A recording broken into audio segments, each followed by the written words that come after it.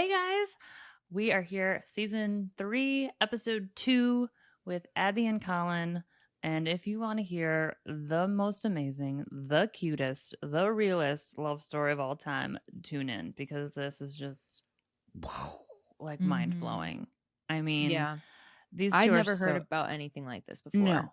No, never heard anything like this. They're adorable. It's too bad they're in Scotland because I just want to like sit down and have tea with them. For a little bit of backstory, these two both have epilepsy. They met through a hemispherectomy meetup group Support, online, support yeah, group. yeah, And then it just spiraled from there. And I mean, talk about like being with someone who literally gets it.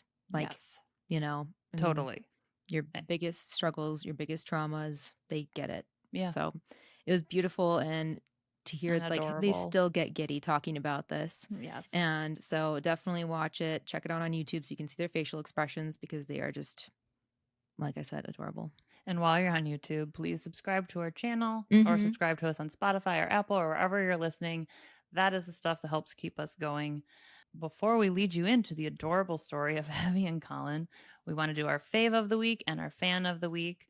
Our fave of the week, is Sam Diann. But she Okay, yeah. goes by Figuring Out Epilepsy on Instagram, and she also has a blog, a website that and she just drops a lot of like epilepsy knowledge. Mhm. And it's not even like stats or facts, it's more like emotional knowledge, I Yeah, feel like. I don't know. I love her account and I love what she does. me She's too. awesome. And our fan this week, This week it was the partner of someone who has epilepsy reached out and they had just like a really, really sweet message for us. yeah, and just in the name of couples, we wanted to put it out in the world. And we're not putting out their name because this one is really personal and we don't want you to Mhm. think like we're going to read off your really personal messages. Yeah. So this person said, just wanted to thank you so much for this podcast. My husband was diagnosed in 2019 and we haven't had much contact with others who share common experiences. He's also less likely to talk about it than I am. So this podcast has been an amazing resource for me and a place to hear about others' experiences while respecting his of handling his diagnosis. So, and that was sent on an Insta DM. And it was just another one of those things where Lexi and I, screenshot it, send it to each other, and we're like, wow, not Mhm. only are we helping people with epilepsy, but caretakers and stuff like that. It's just, we're just glad we can be of resource. So if there's Yeah. anything you want to hear about, a topic or anything like that, you can always reach out to us via email on our website at whatthefpodcast.com or through our Instagram, which is also What the F Podcast. And then We also want to thank our sponsors, yes. SK Life and Neurelis. You guys, we'll say that over and over and over again, believed in us when we had no content whatsoever. And here we are with season 3. You're still supporting us. We still thank you so much because we would not have even made it through season 1 without you. So Absolutely. thank you, thank you, thank you. Thank you. Okay, guys, here we go. Hey guys, welcome to What the F. Today we have our first international guests coming to us from Scotland. Hello, Abby. Hello, Colin. Hey guys. Hi, Leonis. Hi, Lexi. So a little background for our audience. Abby is in administration and Colin is in customer service, and the two of them have a very unique medical history that brought you guys together, is safe to say, and a story that Lexi and I have been looking forward to hearing for so long, just because exactly because your smile right there, Abby, That says it all. Yes. So you guys have been married for 18 months and congratulations. That's amazing. What we want to hear is the story of how you met and go from there. So we both met through an organization called the Hemispherectomy Foundation, which was started in 2008. I was 8 years post-op hemispherectomy surgery, which is removal of partial to entire hemisphere of the brain. I like brain jokes, so my favorite way to explain it is I'm never in my right mind. I love that. Oh my gosh. Only think things through halfway. So Oh my gosh. I love these. Keep dropping them. These are really good. that's why we got connected. Colin as well had the same surgery for different medical reasons, different ages. Yeah. And I was age 3 when I started having seizures, and due to a rare brain disorder. And age 4, I had the surgery to stop the seizures, and I'll be 22 years seizure free in September, which is huge. I know, that's so amazing. That's just so awesome. It's I a love that. blessing. Every day is a blessing. No seizures. Colin was. I was 6 weeks. I was 6 weeks old when I had first had seizures, but I was 3 months when I had surgery. Do you know how the doctor determined this was the best course of action for both of you?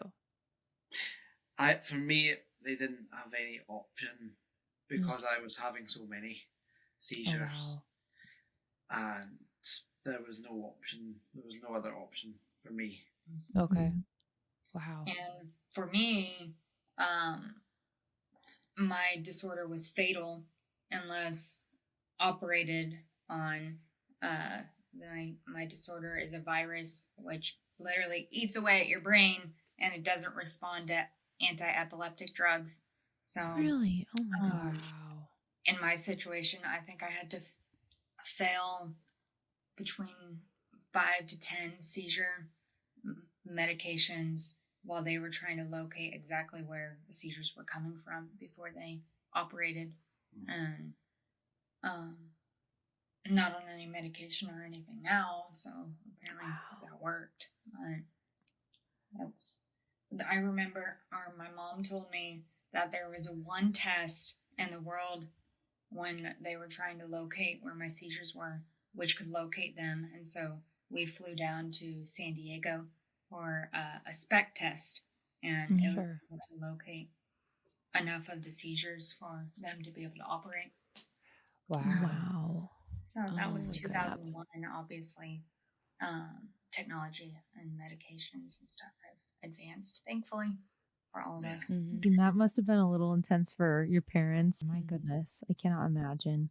Abby, do you have any memories of like doctors or seizures or any or surgery or anything like that? Because you're so young. So what was it like then growing up? Like did your parents like tell you as you were growing up like this is what happened, or was there a lot of follow-up medical things? Like this is me just showing my ignorance into hemispherectomies. Like I'm not even sure how that works. So but like how did you grow up? Did you grow up like knowing this had happened, or was it something your parents told you like happy 16th birthday, guess what? Like, or like what did that look like? Well, after my surgery, after the hemispherectomy surgery, when they remove part or entire hemisphere of the brain, you wake up and you've got no field vision out of the side operated. Like I had my right hemisphere removed, so I have no left peripheral vision. And the entire affected side is paralyzed. So I have no memory of anything. I had my surgery when I was 4. I think my first memories start about when I was 7. So it's something I've always lived with. A lot of physical therapy, learning to function like other kids do. Unfortunately, my parents didn't believe in assistance in school or anything, so I didn't get a lot of follow-up care or assistance to help me learn to function with half my brain missing. My memories don't start till probably about 6 or 7. Too, but I had a lot of assistance and a lot of help. What did that look like? A lot of physical therapy, a lot of help in the class, a lot of adaptation, a lot of support. Good. It was good. Yeah. Did it ever like come up with classmates? Like, did you share that with other people, or was it kind of kept to yourself? Yeah, kept to myself. I didn't have I didn't have friends, so I didn't share it with anybody. It's hard to make friends and socialize with other kids your age when you're not as physically capable. Yeah. If your brain or your body isn't as strong, so you're prone to falling when running. Yeah. Monkey bars. Yes. You can't do what the other kids can do. Or if you can, not as well, and so you're slower. Or not as fast. There's the stigma. Yeah. And for me, I always said when I was younger, because my parents taught me to advocate for myself. They said, when you have epilepsy surgery and you're different, there's nothing wrong with being different, but you have to learn to be able to speak up. So I remember telling. Oh, wow.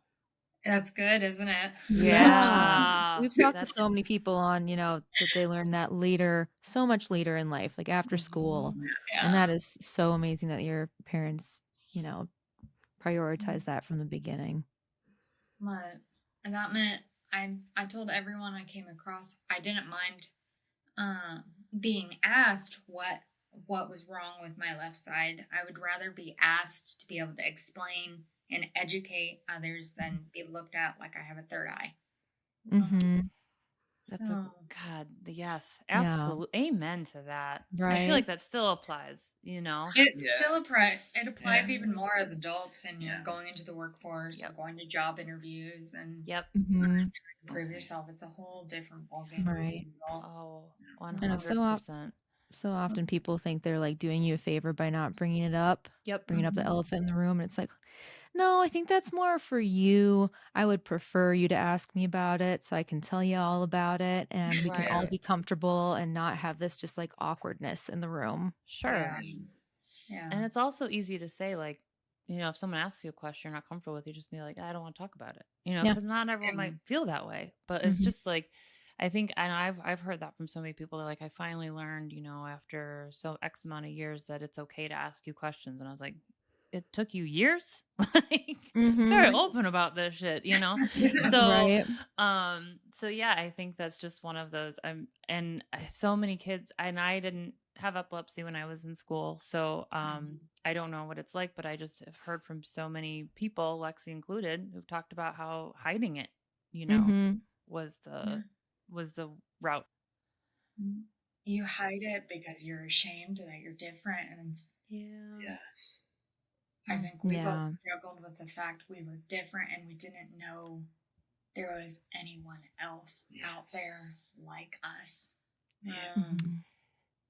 I was 12 the first time I found out there were other patients like me who were running around with half their brains missing. How'd you find out?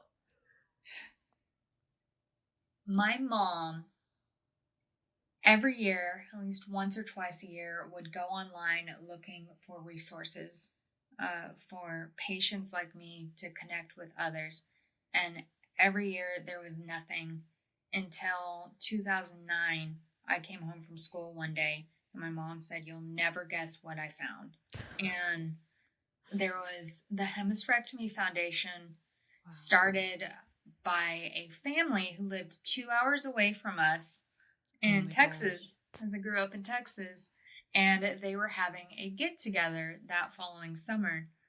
And I met 5 other kids like me. I was 12, and these kids were all younger than me. But seeing I wasn't alone, that there were others.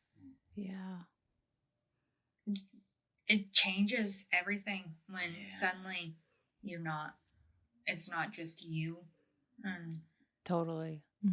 It is such a big difference when all of a sudden you're like, oh, there's more people like me. It's just like, all, because I think, we've talked about a lot how epilepsy can be isolating, or any chronic illness can be isolating, but that just seems to be like the common theme here. And then like, because it's not talked about enough.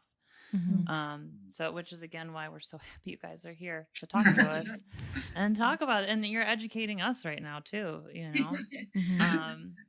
So Colin, how did you get involved in the Hemispherectomy Foundation?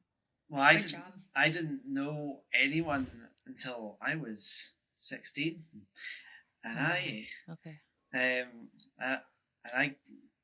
got in contact with my wife. My wife was the very first person who reached out to me. And I was 16. I was 15. She was 15. Wow. Oh my gosh. I'm dying. So my mum had done a post on Facebook, and Abby had commented on it, and then messaged me, and we went back and forth from there. So that was my first knowledge of anything. So you guys have known each other since you were teenagers? Yeah. I'm dying. No, I don't know why adorable. I don't bring tissues to this moment. Oh my god. Oh my gosh. I saw this Facebook post and I didn't know any patients my age. I knew those younger than me, and I knew there's a small handful of patients who are older than us. Not many, but there's a small handful.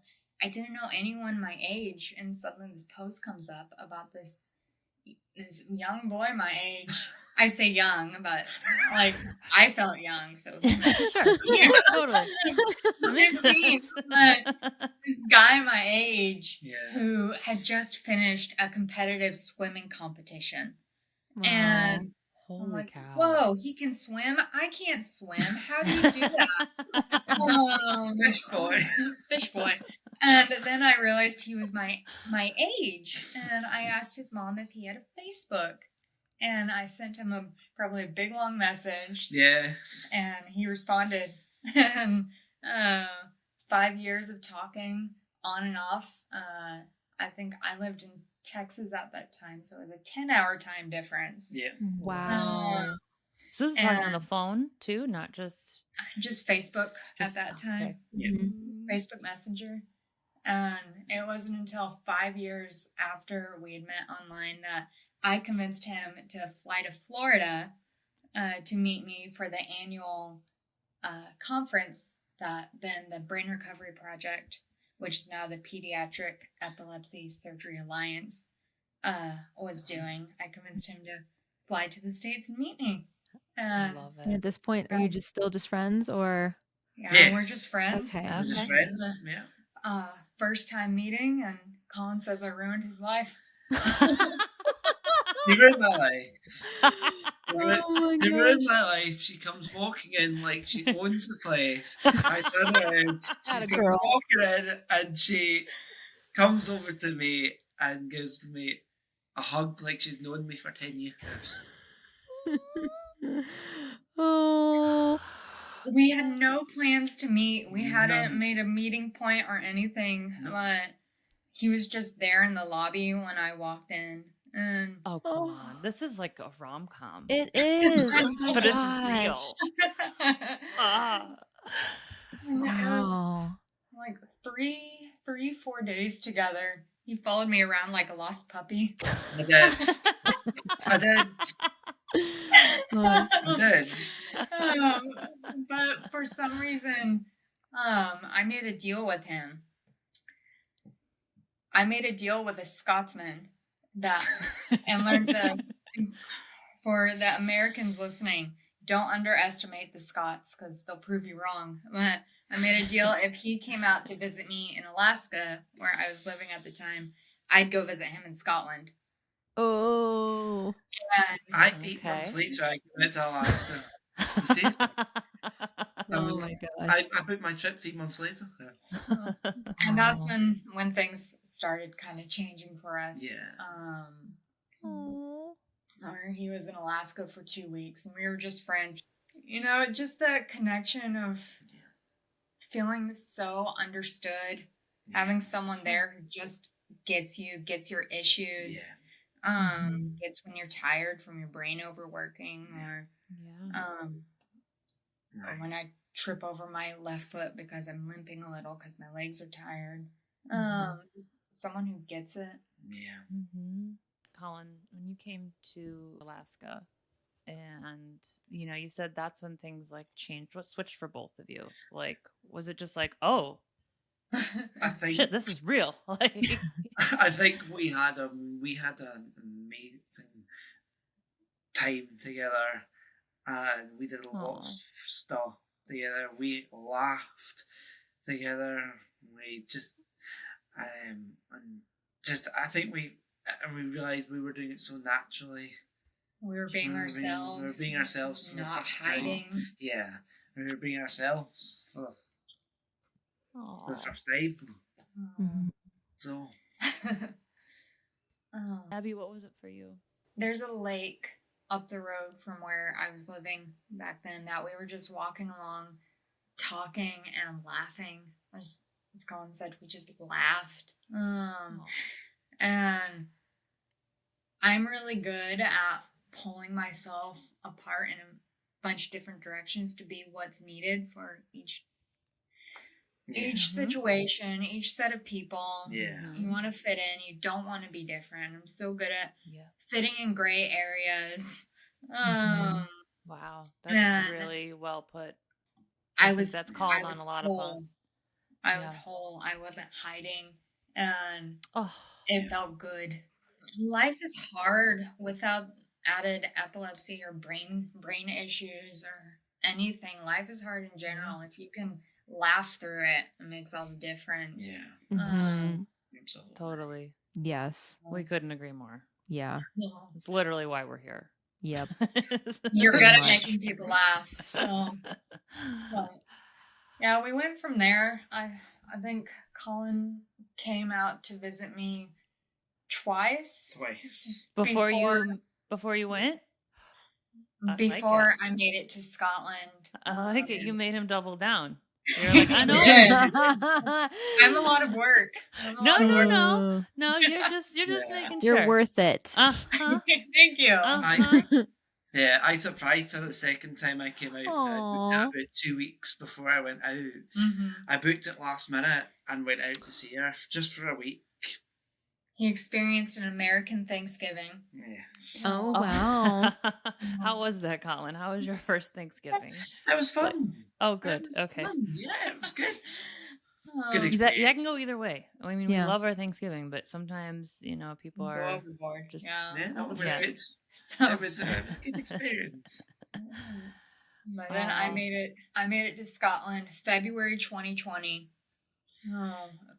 The day after I arrived back home, engaged.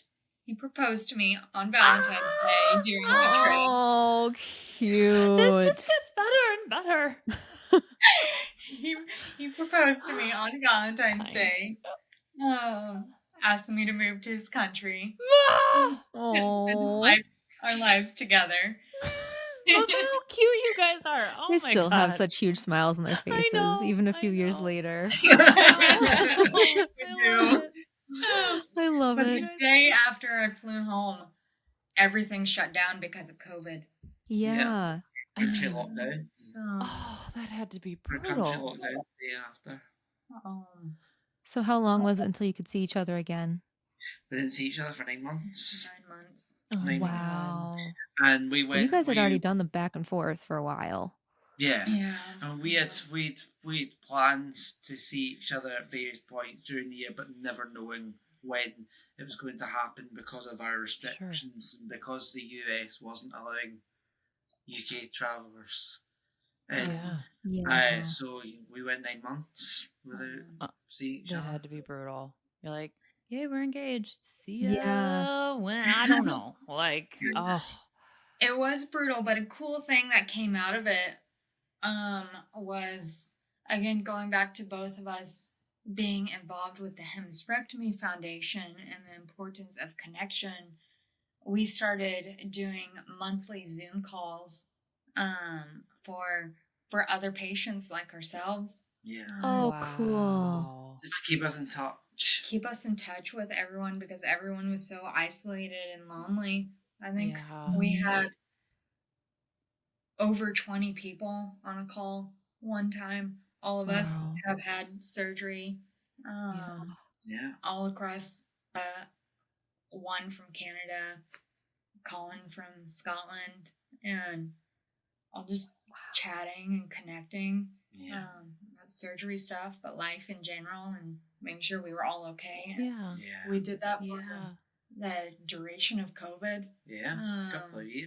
Couple of years. We only stopped late last year because everyone had returned to work, so it was hard with the time differences to try to continue keeping everyone on. Sure. But that was a neat thing that came. It was hard to be apart. But it very much kept us going. It kept us going. I believe it. So, do we have a proposal story? Did we skip that? I had originally planned to propose to Abby. I booked a trip to Loch Ness, and we were going to go on the boat, and I was going to propose to Abby on the boat. Unfortunately, because we'd gone up to Loch Ness that day, and our roads are not the best, so Abby would have been a bit unwell, and therefore I decided not to, so I held off. So, on Valentine's Day, he had whisked me away to an island. We were out hiking, and we had just come back to the hotel, and he asked if he could give me something. And I gave him a dirty look. I said, what? What do you want to do? Excuse me. I gave you a look, and then I said, okay. And then he pulls out a box with a ring, and he says he knows he doesn't have to ask because he already knows the answer, but would I do him the honor of being his wife and spending the rest of our lives together? I don't remember. No, he doesn't remember. It sounds good, so just say, yep, that was Not me. say okay. I totally planned The it. wife is always right. You have to go with it. See, you've already got this down. But I forgot to answer. Small detail. Yes or no? Well, it was. I knew he was going to ask at some point, but just the shock that someone loved me enough to want me to be theirs. Through all my issues, mentally, physically, emotionally, everything, he wanted me to be his. And for the longest time, you know, when you have issues, like having had brain surgery and your body doesn't quite work right or look normal, whatever normal is and that sort of thing, you kind of wonder if anyone's going to want you or if you're damaged goods. Yep. You wonder that, especially if you're a woman. Totally. Yeah, that resonates get that. hard. I'm Yep. trying really hard not to cry because that hits home really We get hard. that. Yes. Well, I did remember to answer, and I said yes. And Of course. when we went down to dinner that night at the restaurant in our hotel, I think they saw me looking at my ring because they changed the playlist to a romantic playlist and made Linda blush all over again. It was so funny. I mean, we've had people come on here to talk about just dating with epilepsy and what that looks like, but you sum that up beautifully. And even in your moment through getting engaged, right in that very moment, feeling that, I mean, it's a thing, you know, right up to the very moment where you know you're going to be with them forever. Yeah. That was Totally. And like, I think that's just so validating for so many of us just Mhm. because, you know, it's something like this. There's a whole lot of, you know, when do I tell my date that I have epilepsy or when do I, you know, blah, blah, blah. Will anyone want to deal with this and this whole thing, you know, and the fact that you like Lex, exactly like you point out, that you even felt it in that moment. Like, that's just, wow. That's just, you got I'm going to start writing a script about you. And I'm calling dibs. If Seriously. anyone's out there, no, I've got dibs. Oh, you get priority. I'll give you the rights. It's okay. Thank you. Yeah. Thank you. Oh, So you talked about even feeling that in that moment. How does it feel now that you've been married Yeah. for, a little over a year, knowing that this person wants to be You with guys you are so forever? cute. And, I'm just dying. now you're tied down. Yeah. He loves me. He's Yeah. fine. Yeah. It's wonderful. We still laugh. We're still figuring things out. We've only Yeah. been married 18 months. And Yeah. when we got married, we were supposed to get married on Valentine's Day 2021, but I got COVID 6 days before the wedding. No. Abby got Oh COVID. no, Abby, I'm so Oh sorry. no. Neither one of us had gotten it for 2 years, and she tested positive 6 days before. Before the wedding. Crap. Our officiant and our venue both bailed on us because I got COVID. Oh my God. So what happened? When I know I should be able to do this math when 18 A months week was, later. but I We can't. We I got don't know married a that. week later. Yeah. His Okay. stepmom was conveniently a wedding officiant. So Oh, perfect. his whole family banded together to find a new venue, and they decorated it. Oh. I had my wedding dress that I got in the States, my last visit, and so everything worked out. We're doing really well. 18 months married. Both kind of shaping things. It's extra interesting because throwing marriage and throwing the fact that I moved to a new country, so I'm still figuring it out, and it's a little different from the States. Yeah, I was gonna ask, what does that adjustment look like? Money's different. There's all these public transit systems that aren't from where I lived, because I grew up in Texas in the middle of nowhere. I lived in Alaska where there's not a lot, so public transit, learning to ride the subway and accidentally getting on the wrong side. Oh gosh. I still do that. I've lived in Chicago for like 15 years, and I still make do that mistake. So Not just me. yeah, it's not. It's really not. Or the biggest thing is some words don't mean the same things. Oh yeah. That'd be hard. I can barely remember, just basic Written words. Often with epilepsy, I kind of just sit there and go, okay, I think this is the vibe I'm trying to get, but I have no clue what word I can use. Yeah, the retention is really difficult. I remember that when I was younger, while my brain was healing itself, sometimes I just couldn't remember something as basic as yellow. The color. Oh yeah. Yellow. Yep. And yeah.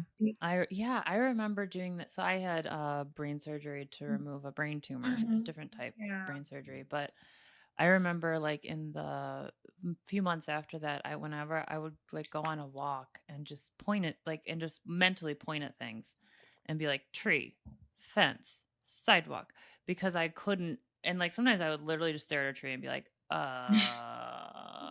so frustrating. Just to practice, recalling words, because I couldn't find them. Like you said, like something as simple as yellow or a tree. It's really weird when you're staring at a tree though and you can't find the name. It is. I feel like that just with my seizure med, and my friends and family just finish my sentences for me now. They just know. They just jump right in there and they finish it. I'm like, no, quite what I was going for. They try again. I'm like, yep, that's what it was. Yeah, thank you. Yeah. It's like a game show. It is. Yeah. See, I admire you two both so much, because I can't imagine having my challenges at an older age where I could remember maybe before, and or being older and trying to remember words or figuring out those challenges. I admire those who have to deal with that, because I think it's a blessing we don't remember anything before. Yeah. You're really good at silver linings. You are. I know. Are great at them. You've had like 5 in this conversation. I love it. So the last question I want to ask you is actually from this Instagram account, New York City couples, where they go around they just like, hey, are you a couple? And they ask them random questions, and I love it. And so the last question one of the questions they always ask is, what is your favorite thing about him, to you, Abby? And then I'd go to Colin. I'd say, what's your favorite thing about her? And so I know it's putting you on the spot, but that's the point. And don't worry if They're so smiley and giggly. I feel like this will be easy. I know. They could, even if it's not They're like like, the "I can't ultimate think thing, of they can throw one." one thing out. Yeah. There's too many. There's Yeah. too many. No, I but the pick first one. thing that comes to mind just on the spot is the fact that he makes me laugh. Yeah. No matter what's going on, good day, bad day, hard day, sick day, I get chronic migraines, there's some really bad days. Ugh. He can make Sorry, me that laugh sucks. and smile. Oh. If you can make her laugh during a migraine, that is very Yeah. impressive. Yeah. And I think my favourite thing about Abby is how kind she is, how unfavorably kind she is. Aw. I've had so many things that I could say about Abby, but it's just, she's kind.